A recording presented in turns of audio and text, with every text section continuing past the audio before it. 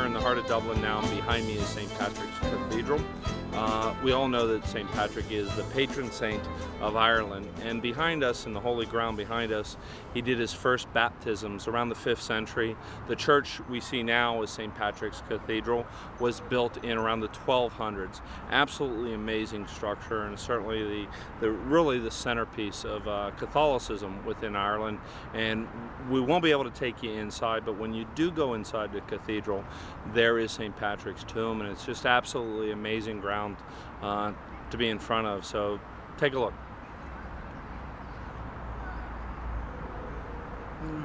Hey, we're with George Henry now, and he is the pro here at Druids Glen, and you are in for such a special treat. We all know Augusta in Georgia. Yeah, George? That's right. But here in Ireland, this course is the Augusta of Ireland, as some know it, and we understand that you are playing tour players. Just love this course, George. Certainly, yeah. We hosted 4 Irish Opens. We were just after the course opened in '95. We were granted the Irish Open for 1 year, in an unprecedented move to have an Irish Open just after opening. We were granted it for 1 year. We kept it for 4. Such was the popularity of the golf course. We had some exceptional winners. We had Colin Montgomery won the event twice. Nearly won it a third time, but David Carter just pipped him at the post. And then our 4th winner was a young Spanish guy you may not have heard of, but you may have heard of, Sergio Garcia. His first ever international professional win. Garcia. No. They make good wine, I hear. The Garcia brothers. The Garcia. Famous. Yeah, absolutely. Don't know if any relation, but Sergio won his first ever professional event here. So. Wonderful, wonderful. And folks, I mean, the course isn't that old, but it is really being recognized throughout Europe and the world very quickly. It's one of the top designs. It is a parkland design, yeah, George? Certainly is. It's a very traditional parkland course, as you say, described as the Augusta of Europe, so that gives you an impression of it. And from your pictures you can see very much a tree-lined golf course and lots of plants and flowers planted to make it have that Augusta feel to it. Very good. We hear in the springtime particularly a lot of the flowers are blooming. And we have our own azaleas, our Irish azaleas come out as well, and the flowers all bloom. It has very picturesque at that stage. Wonderful. Now getting into the course itself, what are some of the signature holes? Well, we'd like to say that virtually all the holes here, when you get and play there, you'll see that so many holes that are signature holes, but you're starting off, 4 is dogleg right par 4, a very famous hole, and much loved by Colin Montgomery, I suppose, because of that fade tee shot. And then 6 and 7 are back-to-back doglegs right to left, and then left to right. They kind of sit into each other. And then really you're getting into the Glen area on 12 and 13. They're probably the most obvious signature holes. 12 a par 3 down the hill, much like 12 at Augusta, and then 13 when the Irish Open was held here, one of the most difficult par 4s in European golf. Why? Well, it's an elevated tee shot down into the Glen, into the valley, and you've got to also get that to fade around the corner. You want to hit it out there about 280, and that leaves you about 200 yards to the green over water. So you can imagine how difficult that is. You know, for our folks at home that maybe are in New York City or Los Angeles, define a Glen to them. Describe a Glen as you would in your imagination. Well, the Glen that we have, we drop down the ordinary. The rest of the golf course is at a certain height, and you drop down into the Glen area. It's a tree covered area with water running through it. It's actually where they uncovered the pre-Christian altar, the Druids altar that gives this place its name. They uncovered that unearthed it during the construction of the course. So the Glen is a low-lying area, tree covered and with water running through it, which is where the Druids would traditionally have placed these altars. So that's the kind of feel you get for it. You're down below. Very much it has its own sort of feel to it. The wind doesn't affect you quite so much down there. It swirls about in the trees and makes your golf ball do funny things, but it's very calm, that area. Yeah, it's a very beautiful. Glen is absolutely beautiful. Now if you're shanking your ball left and right, your calmness may be spent, but no doubt that's where the Druids practice their religion. You don't pray to trees, do you? They're nice. They're pretty. If it helped my golf swing, I'd consider it, but I haven't tried. Also, again, throughout our trip here throughout Ireland, the history has been so significant, and you can just reach out and taste it. The clubhouse behind us. Please tell us about that. Well, we like to say Druidsglen was 400 years in the making. The estate dates from 1600s. It was the landowning of Sir Thomas Wentworth. The house itself was built in 1770 by the son of the Earl of Ulborough, John Stafford. So it's obviously coming up on 240 years old. When the consortium of Irish businessmen bought the estate in the 90s, they spared no expense in restoring it to its former glory, and it's a testimony to the history of the country, really, from the era of the house. It's like a little bit of a museum in there. We have all the memorabilia of 1916 Rising, the War of Independence, and then back before that, the Irish famine as well. Yeah, there's a little museum inside that really gives testament, and the sacrifice that those people went through. Certainly, yeah. Just tremendous. And of course, there's a fabulous painting of Michael Collins. That's right, One yeah. of the great patriots of the Republic inside, and just a great property. But when you're out here playing, modern era at a wonderful golf course, and it's nice to reflect back on the people, the founders of the state, and the people who suffered to create, I suppose, the life we have now. So that's For sure, absolutely. Well, we're going to take a look around the golf course a little bit more. I'm really in for a special treat for you. We're really going to focus in on the back nine here at Druids Glen and really break down those holes for you. And well, George, we really appreciate it. Hope you enjoy your game. Thank you, sir. Be careful down the Glen.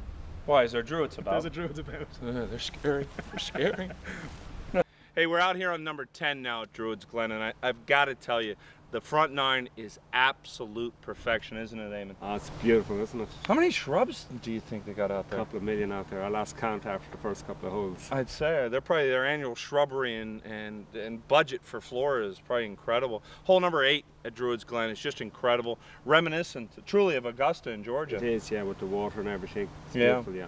Now, hey, Eamon Kennelly here, well, he knows Irish golf because, one, he's Irish himself, and he's got the best tour company in all Ireland called Golf Vacations Ireland. How simple. Golf Vacations Ireland. Eamon, he knows the area. He's been in golf for 20 years. I've never seen somebody so passionate, and stink so bad at the same time. But he loves golf, and he does some of the best trips across the country, and he's brought us here to Druids Glen today. I'll never, do I ever forgive you or thank you for not bringing me here sooner, man? Well, if you'd asked, Randy, you should have gotten in touch with me sooner. For sure, and that's all you got to do when you're dealing with Eamon is to ask him. He's a gentleman through and through. He's a man of his word. You're going to have a great time here in Ireland. Beyond that, I mean, how'd you even get into all this stuff? You just love golf. Just love golf and love travel, and I had an interest in the internet, so I was able to put my ideas together and combine a few things I was really interested in. I'm one of these lucky people who's been able to combine their hobby with their career and their business, and it's worked out really well for me. It really has, folks. We've been with a group this week that Eamon's brought in, and these guys have been doing business with you for how long now? Yeah, since I began in '99. They've been coming in maybe every 2 years. Isn't that something? So there's testament of what a great job Eamon does. I mean, when you get repeat business, Yes. I mean, they don't come back because he does a terrible job, right? That's right, indeed. Yeah. For sure. So we'll talk a little bit more with Eamon Kennelly about his company here down the road, but we're about to tee it up on the back nine. You're in for such a treat. Now, it's a little hazy today. We've had great weather all week. Yes, it's been fantastic. It's been kind of hard to believe that it's Ireland. It's been blue skies and sunshine every day up to now. Absolutely, and the potatoes are growing wonderfully, which is what we need. But behind us, believe it or not, here on number 10 is beautiful. The Irish Sea is behind us, a little misty out there. So come join Eamon and I right now on the back nine at Nadrute, which is Gaelic for Druids Glen. That's right. Hey, we're about to get into the heart of Druids Glen right now. Number 12, 13, 14, just glorious. And somebody who knows all about that is Dave the Druid. Dave, what do you think about hole number 12? Stay focused, right, I get it. Dave, as a Druid, what do you think about people, they're respecting and loving nature? Right. Dave, it's a beautiful golf course you've created here. What is the Gaelic for Druid? Nadrute. Thank you, Dave. We appreciate your time. Dave's a very serious man, leading the Druid nation into the 21st century. That Dave the Druid, he's not a big talker, Eamon. No, kind of a silent guy, isn't he? He's leading the whole Druid nation. Hey, folks, we're on number 12 right now, and aptly named St. Patrick's Hole. Absolutely gorgeous, as you can see behind me, and Eamon, just beautiful, huh? It is in a fabulous par 3 with the drop down to the green and the water in front. But even just listening to the sound of the water there, the stream running in front, it's beautiful, isn't it? It's peaceful, it's peaceful. Your weapon of choice, sir? 7 iron. 7 iron. All right, well. Let's see how we go, will we? Well,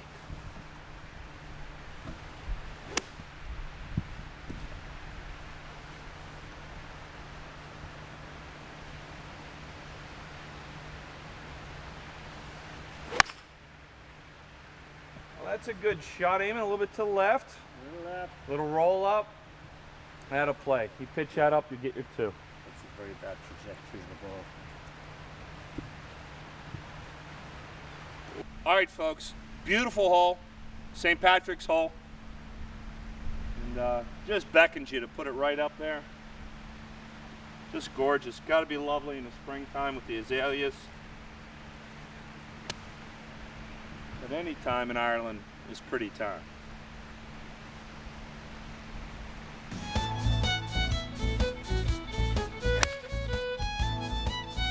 Let's see if I can live with that. Wow, the wind caught it a little bit, but I can live with that anytime.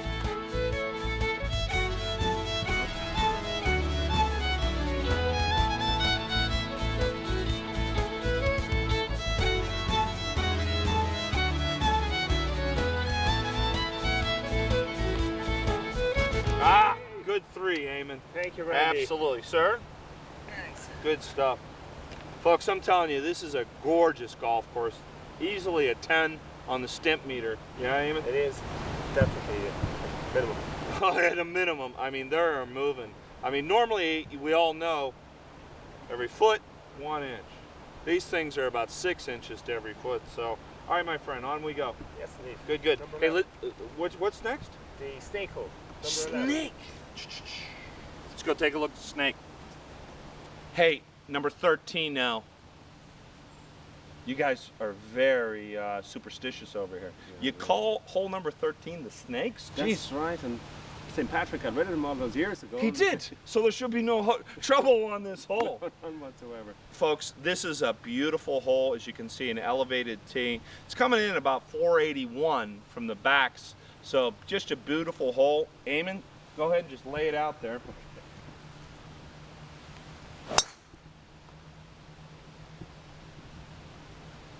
Good hit, Eamon. Thank you, Randy. Great hit. All right, folks, the wind kind of knocked Eamon's shot down a little bit. That happens. It does indeed. One thing we got here is plenty of wind in this country at times. Nasiekas. I think that's Gaelic for the snakes. That's right, yes. Isn't that good? You're shocked, aren't you, that I knew that? Well, go ahead. Still got some work to get there.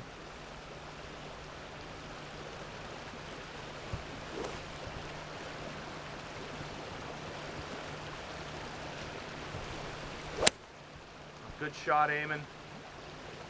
Smart play. Hug the fairway.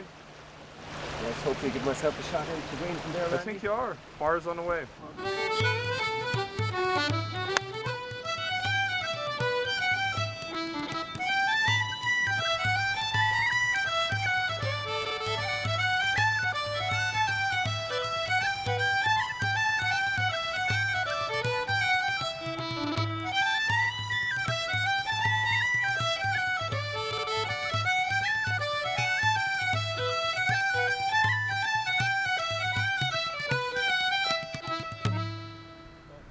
Hey, we're on number 17 now. Just a beautiful hole.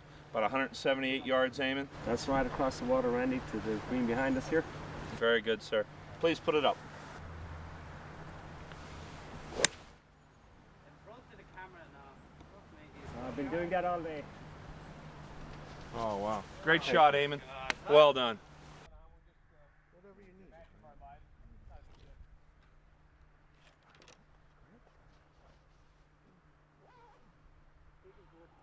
Hey, you know, we're on number 18 now, and it is just glorious. I am telling you, if you love golf, you've got to come over here and play Druids Glen and all the golf courses that Eamon represents.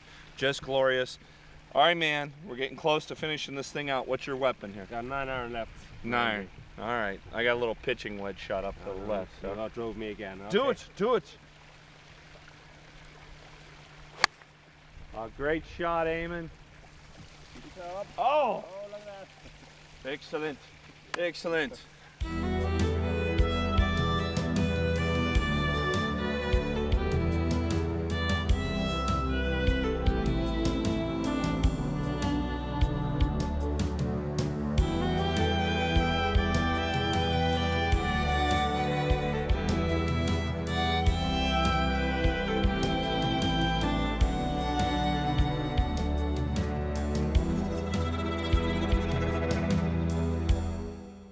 Hey, we'll be right back to Hot Golf from Ireland in a second.